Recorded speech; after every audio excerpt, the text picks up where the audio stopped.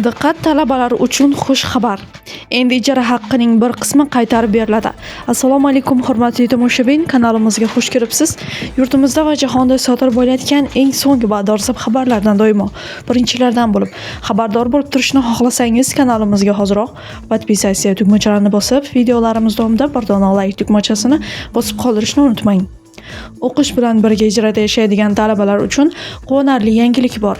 Endi ular oylik ijara to'lovining ma'lum qismini davlat tomonidan kompensatsiya tariqasida qaytarib olish imkoniyatiga ega bo'ladi.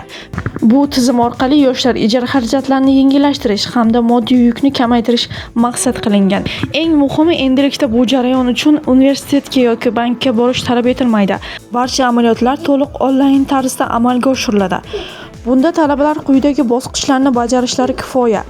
MyGov.uz interaktiv davlat xizmatlari portaliga kirish, davlat oliy ta'lim muassasalari talabalarga oylik ijara to'lovining bir qismini qoplab berish xizmati orqali ariza topshirish, hujjat taqdim etish talab etilmaydi. Tizim ma'lumotlarni avtomatik tarzda tekshiradi.